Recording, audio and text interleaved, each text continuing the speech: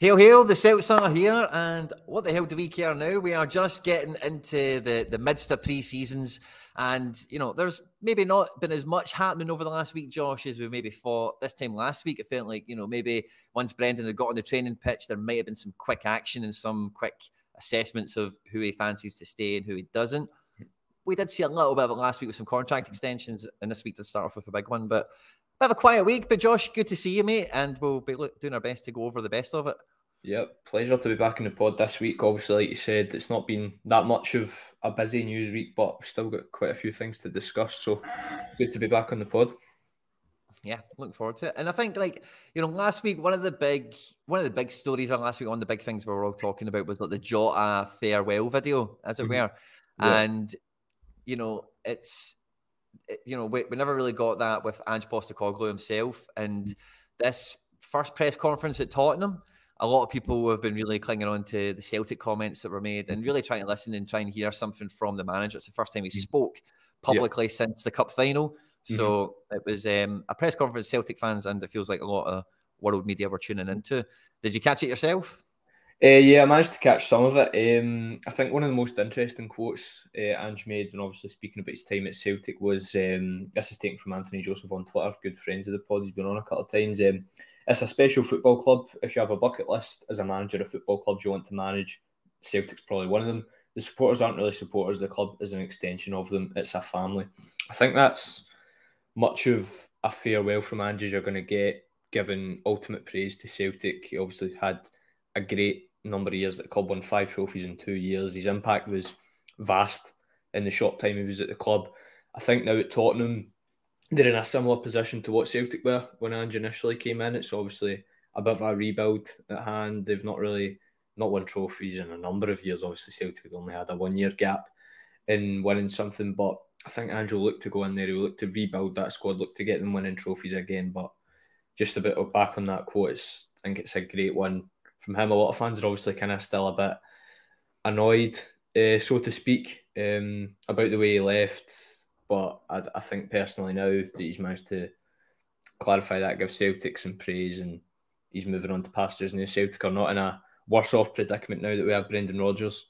So I don't think, I guess it's a matter of opinion. In my opinion, though, I'm not too much angry at Ange or holding a grudge. So fair enough to him, and hoping he does well at Spurs. But I don't know what you made of the recent conference. Well, I quite enjoyed listening to him, you know, in general, because he is like quite a captivating guy. You know, you want to hear what he's thinking about his new job as much as like anything he can give us on, you know, his time with us kind of thing, you know. So overall, like, yeah, I didn't listen to the whole thing. I did intend to, but I got maybe about halfway through it.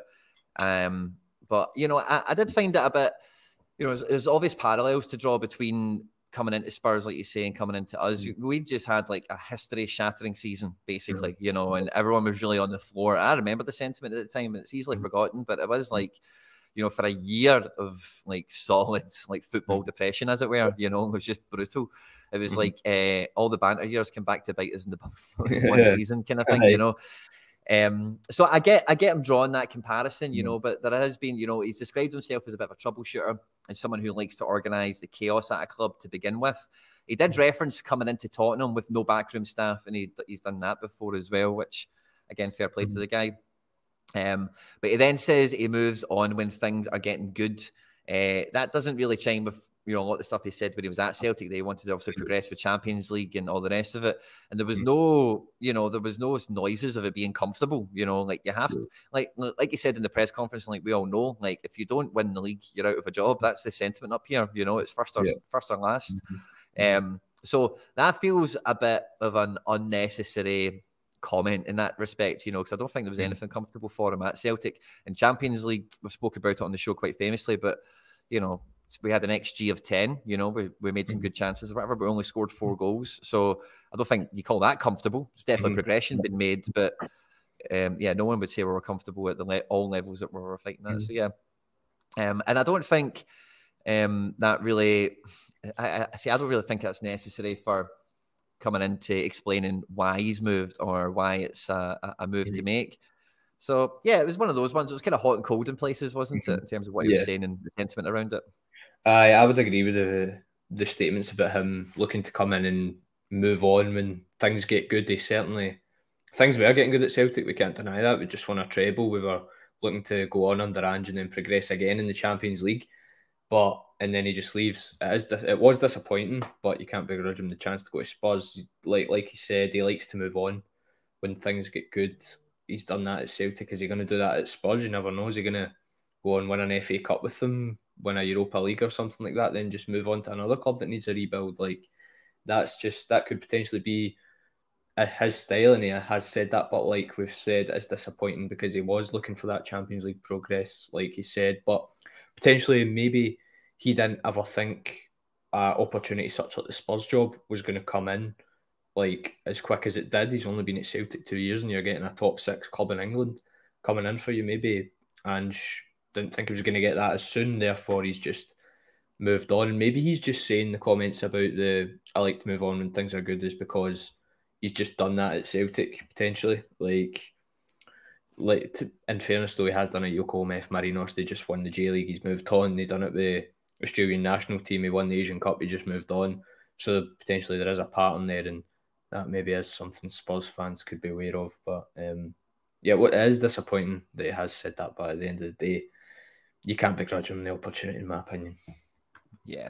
And like I say, here at Celtic, we waits for no man. You know, we move on, we go forward. Yeah. And, you know, with you know, the Jota, you know, had that unveiling video, but we got his actual farewell. And that kind of divided some opinion as well. Some people thinking it was a bit over the top. He was only here for 2 seasons and some other bits and pieces. I thoroughly enjoyed it. I thought maybe he did over-egg, you know, the whole, like, we were madly in love and all that, and what a ride and what a fucking ride and all the rest of it. But that's obviously his personality. And one of the things that I loved about him as a Celtic fan, and I think all Celtic fans that like paid attention to him, like social media wise when he was here, is he is like a proper, like, he's a real person in that sense. You know, he's a very independent person, is probably the best way of putting it. He has like a free spirit in that sense. He does have his own mind, and he does have his own way of doing things, certainly, you know. So I did take it all as being totally sincere. And, you know, like, I've got no reason to think it was like, I know it's obviously he's got a camera crew there and it's all orchestrated, but I don't think it was like a manufactured thing where he's like, I better do this for the likes and the retweets, you know. I think it's more a case of, right, I finally got settled here. Right, okay, let's go and get that camera crew, come round to my place tomorrow, and you know, we'll send a message back to Glasgow for the boys and girls. Yeah, definitely. I think it was a good gesture from him. Obviously, a couple of supporters were a bit annoyed that he hadn't really said goodbye. Obviously, because the move came about so quickly, people maybe think he's just moving for the money or he's left us behind. But I think it was a very nice gesture of Jota to come out and post that video on social media. I think some fans were expecting it though. I don't think he's the type of player who will just leave and not thank the club or thank the fans for anything. I think you can expect it to come about, and it was a great video. It's kind of funny as it got at some points, obviously saying he loves Celtic more than his ex-girlfriends, but you know, it was good from him to come out and say what he did. It was a great ride, and it was a great ride. Obviously, he gave Celtic some great moments. When he was at the club, scored several goals against Rangers, scored several goals in semi-finals, cup finals, you name it. So it was a great gesture from Jota. I think a majority of fans were pleased with the video that he posted. Maybe, so I don't know why you would be against it. And like you say, he is kind of that free spirit personality. We've seen him on Instagram. We've seen a lot of his posts, like what he says and stuff like that. He's very much, like you say, in his own mind, has his own opinions, and fair enough to him for posting the video. It probably took a lot of effort actually for him to come up with that, get the video crew in his what looked like potentially his house or Al Ittihad's facilities or whatever. But no, it was a great gesture. A great gesture from Jota, and hopefully other players who are departing the club in future, big players, like we know Tate's probably going to eventually move on, whether it be this summer or a couple of summers. Hopefully they can follow in his footsteps and maybe give farewell messages like Jota's done. But I think it was a good gesture. Yeah.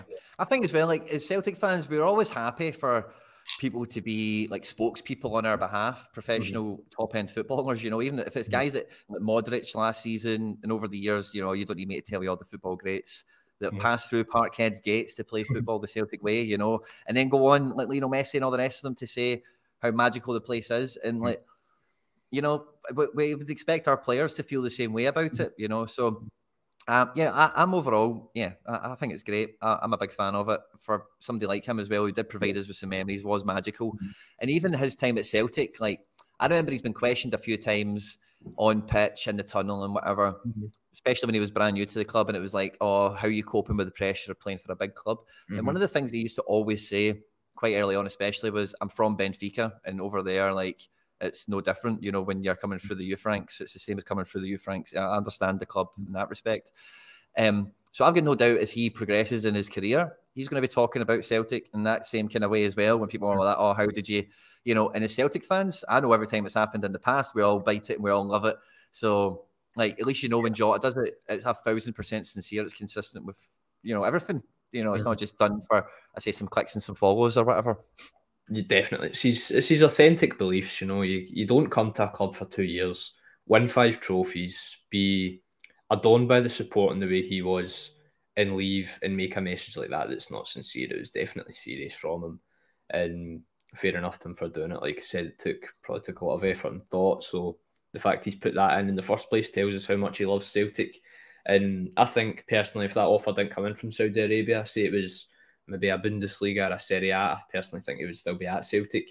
I think the only thing that's probably attracted him there is the money, and you can't really begrudge him the 192 grand a week that he's going to get. So fair enough to him, and good luck to him, I guess. But we'll thank him for the video as well, because it did provide some laughs and smiles among the support. But I'll tell you someone who is like me and you, and he loves Celtic too, and he signed a big extension until 2028. It is Captain Fantastic, Callum McGregor, of course. So I was saying to you, Josh, before we came on, I thought we spoke about this last week, but I think this was a this week piece of news. Just about. So last week we had Dyson and Kyogo sign on, which I thought was a big sign of intent from the manager in terms of who he wants to keep in the attacking sense.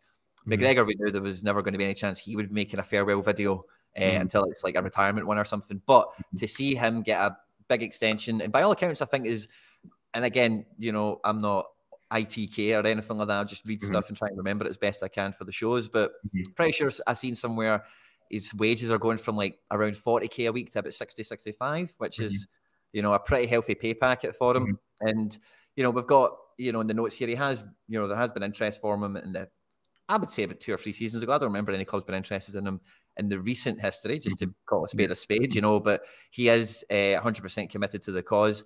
And you like to see, because money does come into it, as we're mentioning with Jota, you would hate, you know, you would hate to think a guy of his talent or anyone like that at Celtic, you know, wouldn't be given, you know, the same treatment as if they were in like a new signing, because to sign him on for 5 years, you can expect to get him at the level he's at the now, failing injury. In my opinion, for 3 or 4 seasons of that, very comfortably, and then maybe towards the last season and a bit, you know, you need to kind of visit that as it happens and see what's going on. But that is an incredible gesture and move by all involved, I would say. Well. Yeah, it's tremendous to get the captain. He's a leader. He's going to turn out to be a legend onto a new deal until 2020, 2027, 2028. So tremendous from the football club. I believe Brendan Rodgers will want him as his captain throughout however long he's manager. Said he's going to be guaranteed 3 years, so he's clearly planning ahead for that.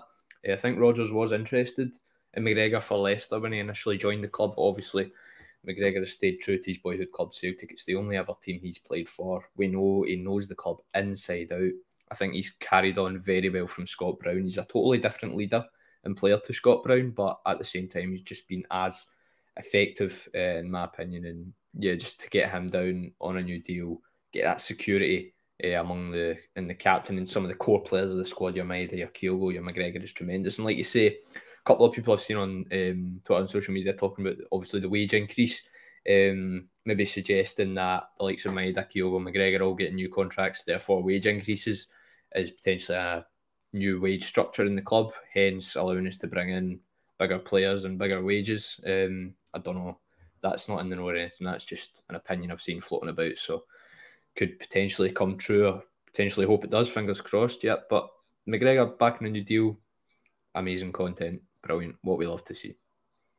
And I think you bring up a good point there. Is like, where will Rodgers put him in midfield? Because like first time Rodgers was here, like I was still coaching quite heavily at the time, and I did I did a coaching course thing through the SFA, and it was Chris Davies, Brendan Rodgers' number 2 at the time, and it was like, you know, a bunch of coaches show up to Tory Glen, and like there's some, like Karamoko was there, he was one of the runners, and a few guys, you know, it was that kind of age group at the time, and they put on some sessions and they show you some stuff and whatever. They don't show you everything, obviously, they keep some secrets close to their chest, but they show you some bits and bobs, which is cool.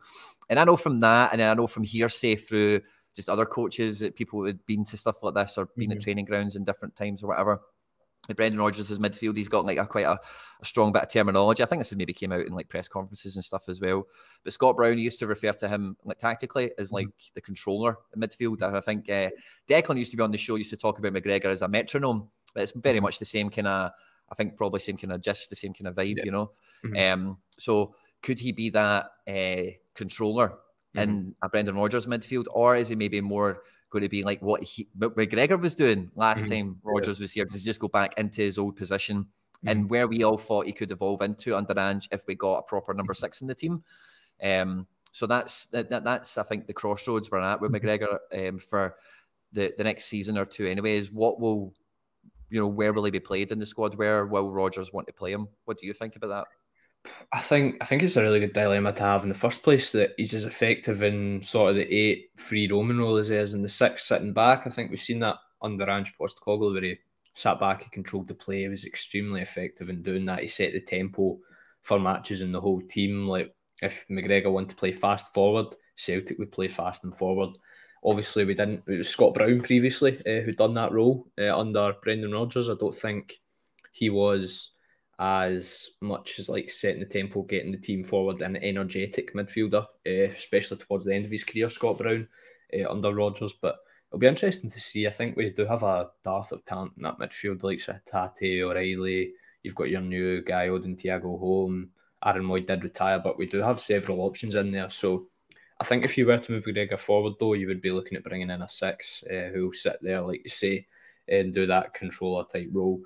I think nothing of that's been mentioned yet about us looking at a midfielder, so maybe that points towards McGregor being used in that role. Not too sure. We all thought, I remember Oliver Abildgaard coming in and he could potentially go in and do that role. McGregor would push further forward. Obviously, that didn't work out. Under Rodgers previously, McGregor was very effective in that 8 role, scored several goals. He'd come onto a game. I think Rodgers gave him a new lease of life. And obviously, he was effective there before, so we know he can play well there. And now we know he can play there in the 6 as well. So it'll be interesting to see what Brendan Rodgers does with him and can conjure up, because it is exciting. He's a versatile player. He started out as a winger, Callum McGregor, but as long as Brendan Rodgers doesn't play him at left back again, I'm absolutely fine. Yeah, I'd agree with that, because you do expect players, especially players like McGregor and these, you know, types of technical midfielders, to generally drop back the pitch, you know, as their career progresses. But he's definitely he's getting tons of miles left in those legs. Like it doesn't, we don't need to be withdrawing him from the attacking stages of the game just yet to use his nous and experience and technique in that position. So I would, you know, I want to see the guy get the most out of his career possible. We know what's going to be at Celtic now, which is great. But you know, I got to interview him for the Celts are here at the back end of last season. I think it was for the cup final, and I was the one that he just scored. I think he ended up with 3 goals.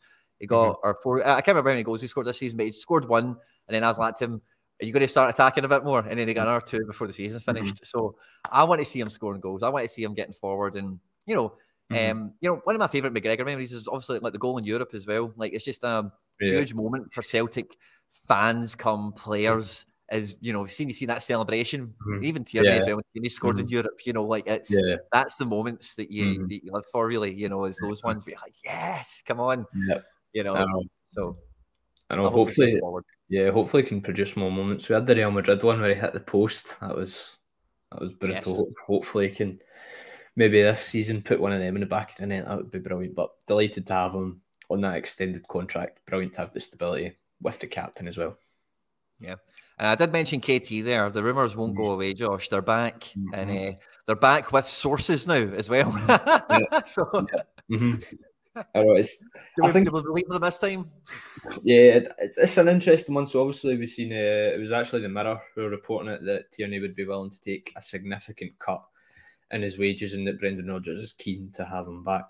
Newcastle are interested, but apparently Eddie Howe needs to sell some players before he buys any. Like we've said, obviously obviously I think you've said this a couple of times in the podcast, and I would probably agree with it, that Tierney doesn't fit the model of Celtic's transfer business and what we're trying to do at the minute, bringing in young players for a low price and managing to sell them on. I think there's a big injury risk in this one. Obviously, we've seen his history. I think it would be stupid to bring in a player like Tierney and he's just out for half the season, because that certainly could happen. We've got Greg Taylor and Alejandro Bernabé there, who are two capable options at left back, probably Taylor more than Bernabé, but you've still got them both there. And I think the only way, I think it's just rumours, paper talk, at least in my opinion, as much as it's coming with sources now. But I personally can't see it happening. I would, all in all, probably take him back, because I think he can produce big moments, but at the same time, there is the contradictory opinion and statement of that he doesn't fit the model. He's an injury, had to play with high injury risk. Even if he does take a significant cut in his wages, he's probably still going to be one of the highest earners at the club. So you don't want one of those types of players to be out for a good quarter, third half the season, which certainly could happen. But we do know he has the talent, because we've seen it before, and he produced under Brendan Rodgers before. But like you said, the rumours won't go away, so there potentially is something in it. I don't know.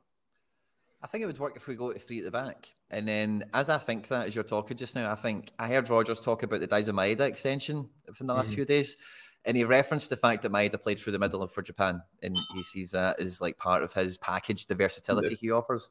Imagine we went 3-5-2 with Maeda and Kyogo up top as like a wee duet, pain in the ass, mega press. Yeah. You know, Tierney in a back three with Carter Vickers and take your pick of whoever else. Yeah. Midfield probably picks itself, and then fullbacks is where we're looking, you know, Johnson and whoever.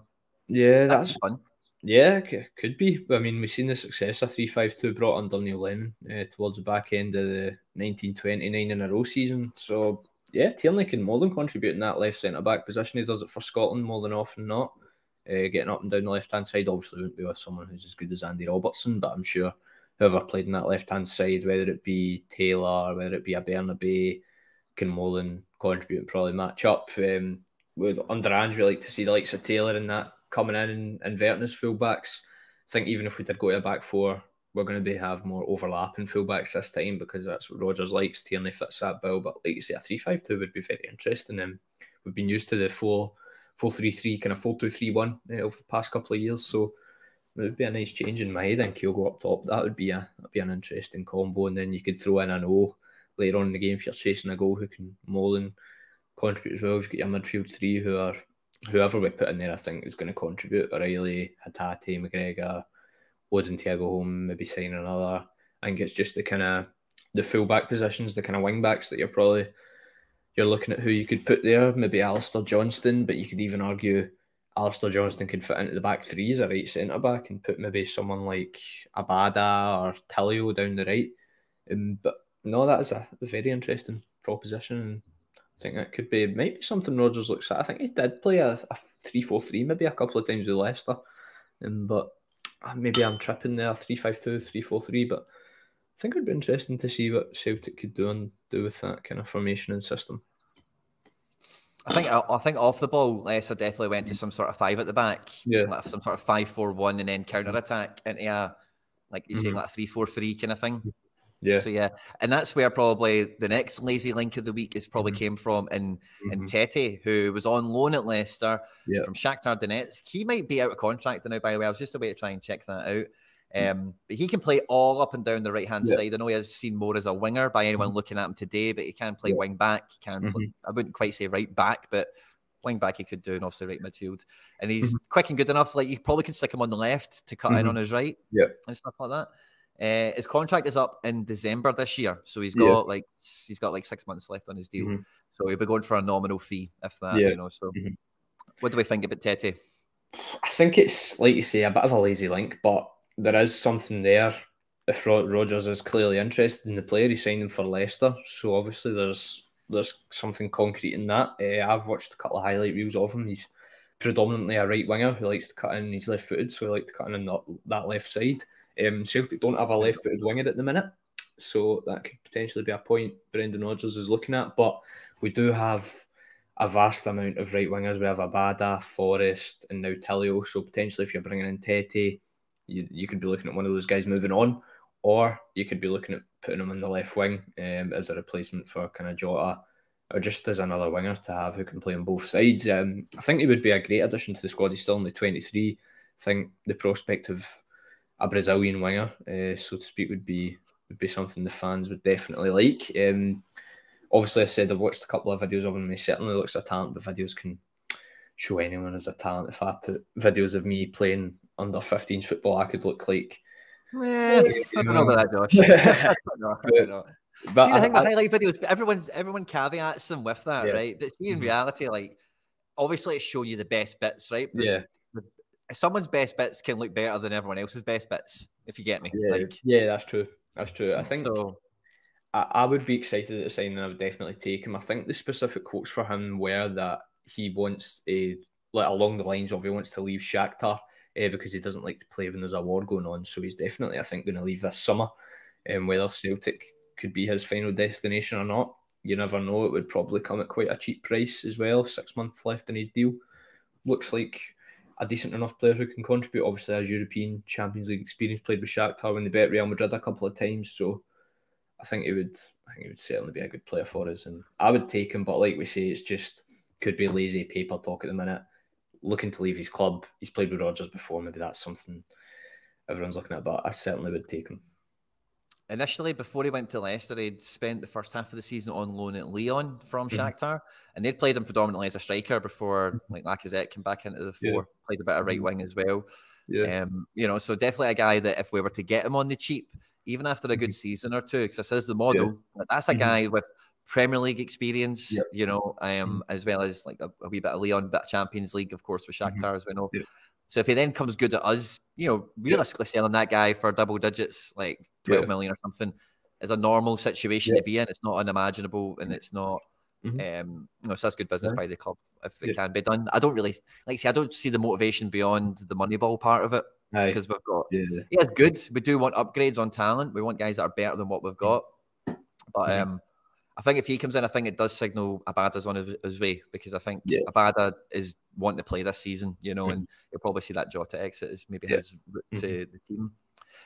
Speaking about routes to the team, pre-season has started. We've had a Portugal training camp with some folk trying to get the latest and greatest of info for us, what the team is, what the shape is, who's training, who's there, and all that good stuff.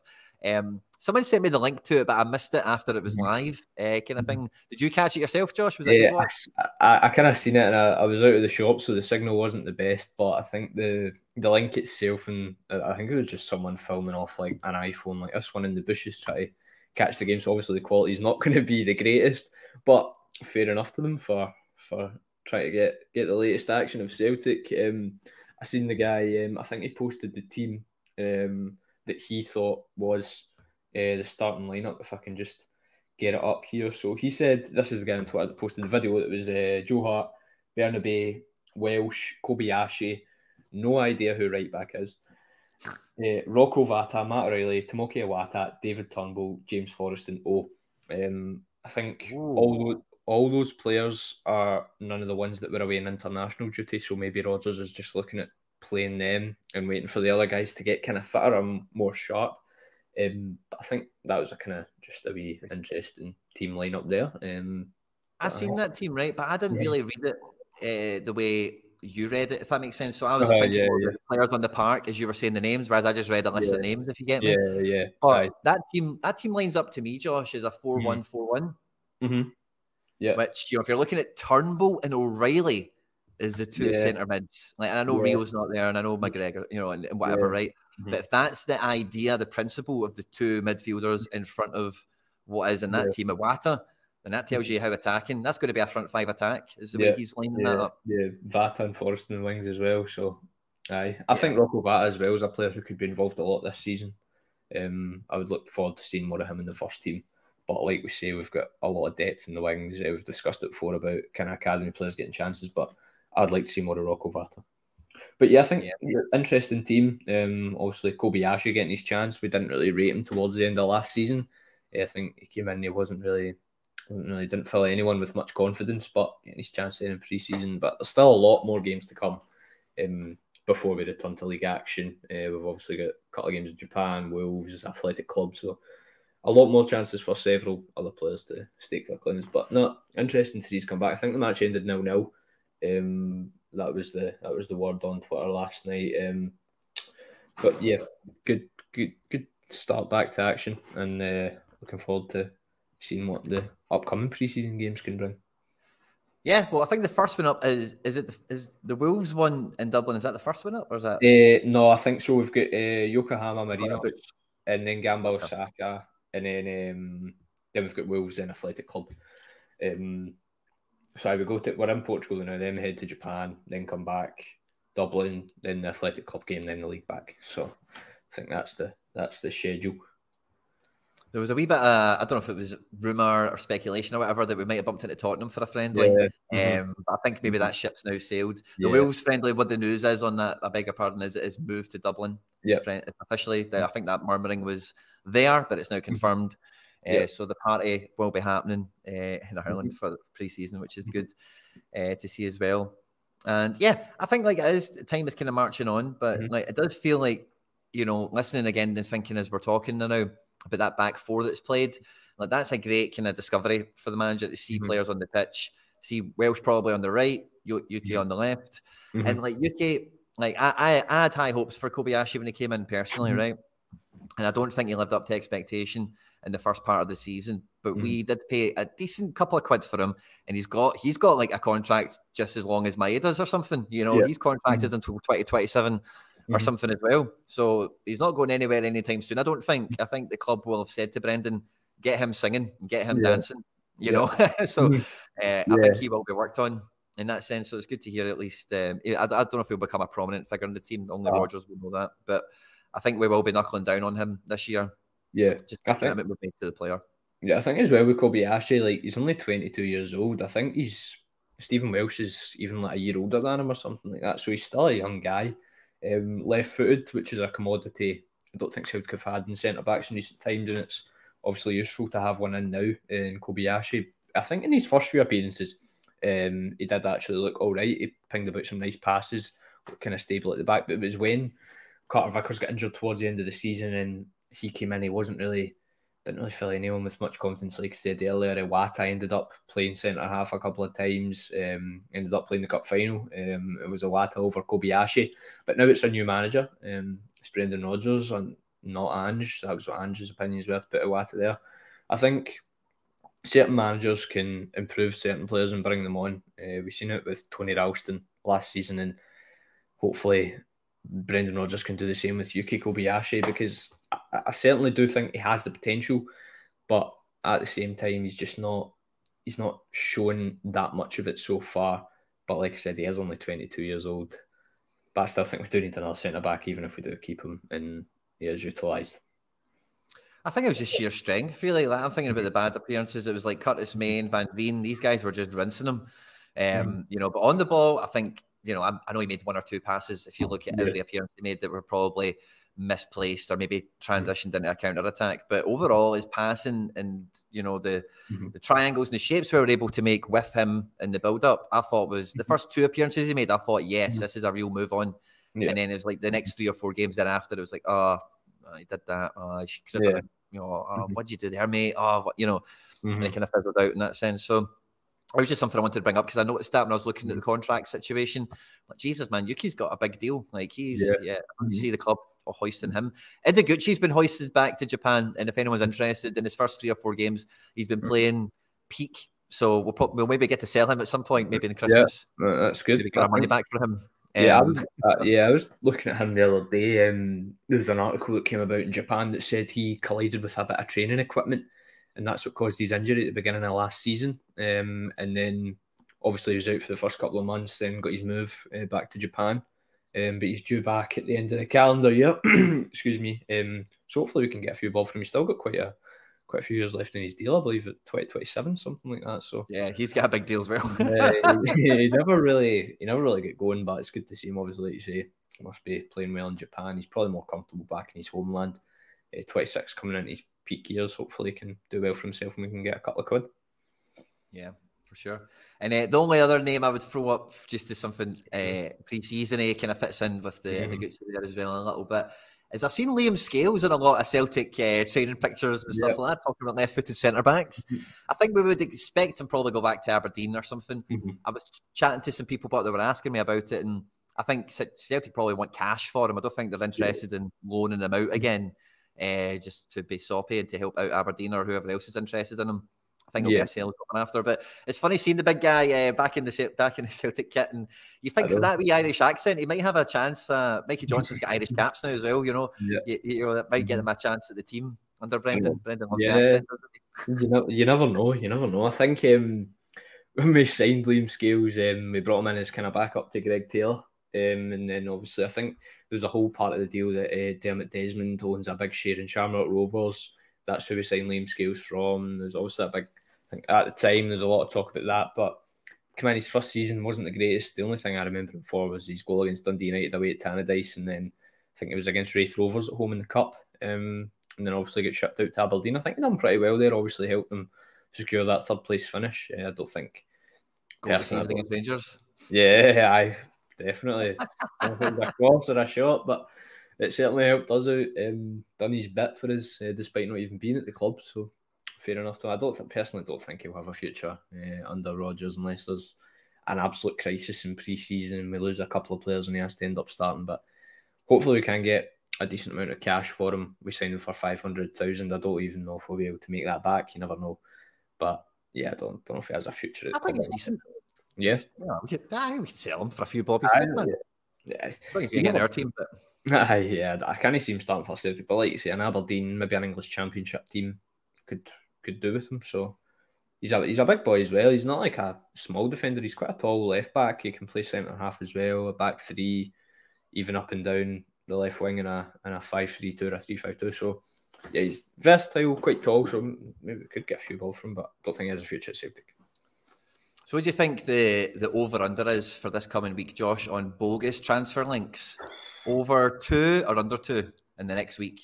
I don't know. If we had quite a few over the past week, I think I'll go with over 2, because I think if we don't get any concrete rumours, I think the papers will start going into overdrive. I think I seen another link last week with Donny van de Beek. Yes, I don't have no clue how concrete that is. But there's a couple of teams like Milan, Fiorentina, things like that interested, so I doubt we'll have any chance there. But he would be an absolutely unreal signing, but I doubt we'll ever get him. Yeah. So we've got Van de Beek in for this week. So if he comes back next week, we're not counting him. But yeah, I would probably take the overs as well, because I think if there is all quiet on the Western Front, and even like the Thiago home and the Telio, maybe we knew about a few weeks before it happened, but the Odin home deal happened quite quickly, you know, and I think. And the contract extensions happened quite quickly. We have some rumours that Vickers and Rio are the next to get big extensions, and I fucking hope that happens. But it does feel like the Celtic, the infrastructure now, whoever they were used to talk to at the press, they don't talk anymore. They don't return those messages maybe as much.